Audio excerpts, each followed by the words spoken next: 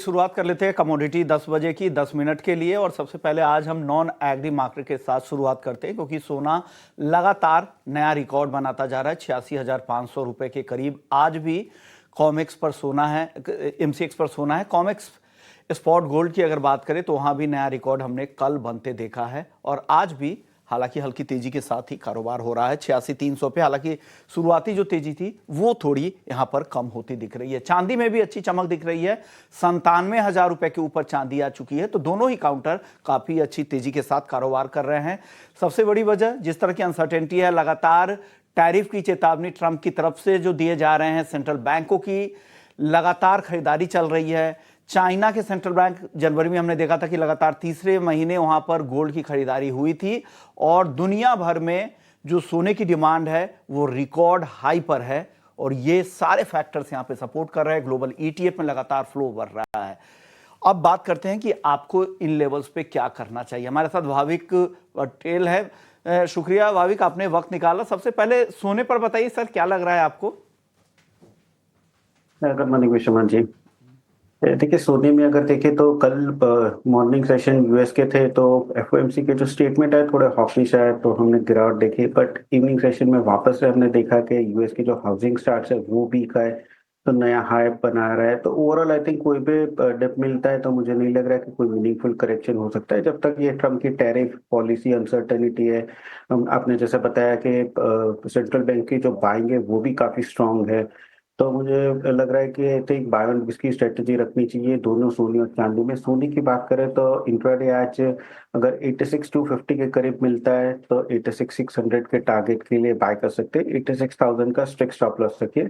चांदी में भी देखें तो चांदी में भी अभी तेजी है, उसकी चाल भी गोल्ड की तरह ही है। कोई भी डिप मिलती है तो मुझे लग रहा है बाय करना चाहिए। तो चांदी में भी मार्च कॉन्ट्रैक्ट में अराउंड 96,600 पे बाय कर सकते हैं 97,200 के टारगेट के लिए, और 96,100 का स्टॉप लॉस रहेगा। ओके, क्रूड को लेकर फंडामेंटल्स ये है कि एपीआई की जो रिपोर्ट थी क्रूड स्टॉक की, वहां पे क्रूड स्टॉक बढ़े हैं पिछले हफ्ते अमेरिका में। दूसरी खबर, सीज फायर को लेकर जो बातचीत चल रही है रूस और यूएस में, ताकि यूक्रेन के साथ वो लड़ाई बंद हो, लेकिन यूक्रेन की अनदेखी हो रही है। इस वजह से लग रहा है कि कहीं सीज फायर में देरी ना हो जाए। अब एक खबर यहां पर क्रूड को लेकर यह भी है कि ओपेक प्लस अप्रैल के बाद उनकी उत्पादन की पॉलिसी क्या रहेगी, क्या वो उत्पादन को बढ़ाएंगे या घटाएंगे, इसको लेकर अभी भी काफी अनिश्चितता है। उनकी तरफ से कोई बयान नहीं आया है। कच्चा तेल हालांकि अभी दबाव में दिख रहा है, आज 3 दिनों की तेजी पर ब्रेक लगा है। आगे क्या करना चाहिए भाविक जी? देखिए, मार्केट कल जो एपीआई के बढ़ के आए इन्वेंट्री उसके ऊपर थोड़ा रिएक्ट करा है। जैसे आपने बताया कि अनिश्चितता काफी है कि मार्च के बाद ओपेक प्लस प्रोडक्शन अपना बढ़ाएंगे कि नहीं। बट ये कल ही हमने देखा कि रशिया के मिनिस्टर ने भी एक स्टेटमेंट दिया है कि अभी फिलहाल तो ऐसा कोई नहीं है कि डिले नहीं करेंगे, वो अप्रैल में बढ़ाएंगे। बट मार्केट के अभी भी फ्लूइड है, तो मुझे लग रहा है कि कहीं ना कहीं अपसाइड 6350 6400 एक कैप जरूर से रहेगा। आज के दिन थोड़ा लग रहा है कि कच्चे तेल में दबाव रहेगा, तो 60 to 50 का जो पुट ऑप्शन है वो बाय कर सकते हैं। अराउंड 160 टारगेट रहेगा 230 का, और इंट्राडे स्टॉप लॉस रहेगा 130 का। तो 60 to 50 का जो पुट ऑप्शन है वो बाय कर सकते हैं। पुट खरीदने की सलाह यहां पे भाविक की तरफ से दी जा रही है। मेटल्स में आपको आज क्या समझ में आ रहा है, किस तरह की ट्रेडिंग करनी चाहिए? कोई टॉपिक यहां से निकल कर आ रहा है क्या? मेटल में अभी भी मुझे एल्यूमिनियम लग रहा है पॉजिटिव, क्योंकि सारे बेस मेटल्स में अगर देखें तो वो एक एक है जिसका रनअप हमने देखने को नहीं मिला। और अभी चलते हुए स्मेल्टर्स जो है वो थोड़े कम हो रहे हैं चाइना में, ओवर प्रोडक्शन ना हो, और दूसरा है कि पॉल्यूशन ना हो। तो उसकी वजह से आगे जाके थोड़ा बहुत मुझे लग रहा है कि जो सप्लाई साइड है वो थोड़ा कंस्ट्रेंट हो सकता है।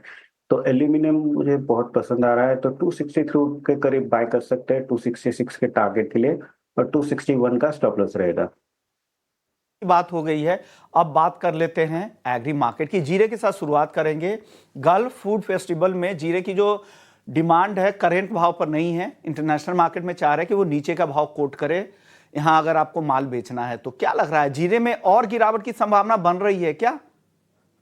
जी जरूर है। देखिए, पहले भी मैंने बोला था कि 22,000 के ऊपर सस्टेन करा है, ऐसा लग नहीं रहा है, क्योंकि जैसे हम देख रहे हैं कि एक्सपोर्ट की डिमांड है वो बहुत कम है।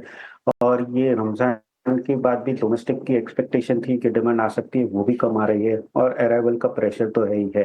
तो इस हिसाब से मुझे नहीं लग रहा है कि आगे जाके प्राइसेस में ज़्यादा हमें अपसाइड देखने को मिलेगा। और जैसे आपने भी बताया कि अगर हमें कॉम्पिटिटिव एक्सपोर्ट करना है, तो प्राइसेस यहाँ से और नीचे का कोट करना पड़ेगा। मुझे लग रहा है कि कोई भी उछाल मिलता है तो आई थिंक सेलिंग ही बन रहा है।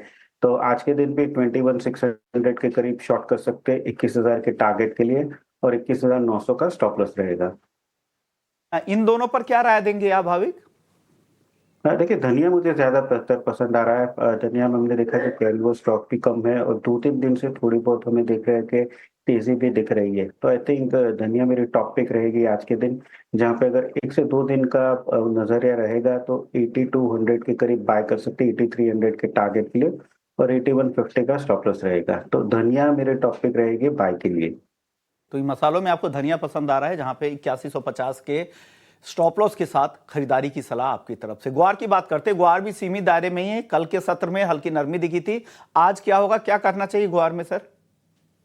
गुआर में अभी भी 5400 के ऊपर सस्टेन नहीं कर पा रहा है सीड, हम देखें तो फंडामेंटल में कोई चेंजेस नहीं है, बट बार बार 5400 के करीब आता है प्राइसेस, और सेलिंग प्रेशर देख रहा है। नीचे अगर देखें तो 52 से 5100, ठीक सीमित दायरे में ही ट्रेड बन रहा है। तो आई थिंक जब तक 5400 के ऊपर नहीं जाता तब तक मुझे नहीं लग रहा है कोई तेजी ज्यादा देखने को मिल सकती है आज के दिन, क्योंकि रेजिस्टेंस के नजदीक है। तो एक बार शॉर्ट कर सकते हैं 5400 के स्टॉप लॉस से, और नीचे का टारगेट रख सकते हैं 5250 का। शुक्रिया भाविक, आपने वक्त निकाला, हमारे दर्शकों को गाइड किया नॉन एग्री मार्केट को लेकर, एग्री मार्केट को लेकर कि आज आपको क्या करना है। चलिए, कमोडिटी 10 बजे को यहीं समेटेंगे।